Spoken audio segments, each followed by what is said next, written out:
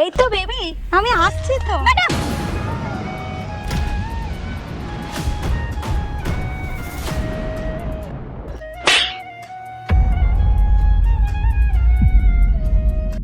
শালা ভিখারির বাচ্চা, তুই সাহস কি করে হলো আমাকে টাচ করে? ম্যাডাম, আমার কথাটা তো একবার শুনুন। চুপ, একদম চুপ কর। তুই সাহস কি করে আমাকে টাচ করা? তোকে এখানে কাজে কে রেখেছে? তুই জানিস না বড় লোকেদের সাথে কিরকম ভাবে কথা বলতে হয়? তোদের মতো লোকেদের আমাদের সামনে দাঁড়ানোর যোগ্যতা নেই। আর তুই তুই আমাকে ছুঁচ্ছিস, আমাকে টাচ করছিস। আসলে আমি আপনার জীবন বাঁচাচ্ছিলাম। আমি তোদের মতো ভিখারিদের না খুব ভালো করে চিনি। আমাদের মতো লোকেদের থেকে টাকা নেওয়ার নতুন নতুন অজুহাত না। দাঁড়া, তুই এখানেই দাঁড়া। আমি এক্ষুনি সোসাইটির মালিককে ফোন করে তোর এই অকাতটা দেখাচ্ছি। এক্ষুনি তোকে এই কাজ থেকে বার করছি। যখন তুই নিজের এই কাজ ছেড়ে দিয়ে সংসার চালাতে পারবি না, মা বাবাকে খাওয়াতে পারবি না, তখন বুঝবি। আমি এক্ষুনি ফোন করছি। 1 মিনিট।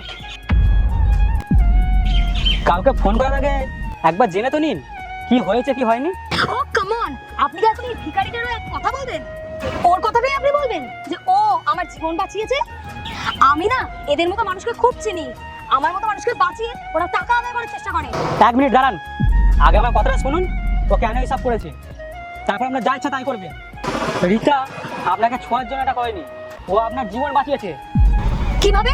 এই পোস্টার ইলেকট্রিক আছে, সকাল থেকে 2 জন কারেন্ট খেয়েছে, আর আপনি 3য় জন হতেন। ও যদি আপনাকে ঠেলা মারতো না, এখানে আপনি কারেন্ট খেয়ে হসপিটালে গিয়ে ভর্তি হতেন। ও আপনার জীবন বাঁচিয়েছে, বুঝেছেন? মানে সত্যি এই খুঁটিতে কারেন্ট ছিল? হাত দিয়ে দেখুন, হাত দিয়ে দেখে নিন, হাত দিয়ে দেখে নিন।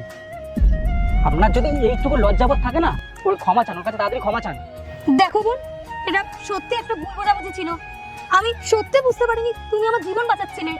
আমি তোমাকে অনেক উল্টোপাল্টা কথা বলেছি, অনেক আজে বাজে কথা বলেছি। আমাকে ক্ষমা করে দাও বোন। যাবো ম্যাডাম, আপনাদের মতো বড় লোক এইসব কথা সহজেই ভুলে যায়।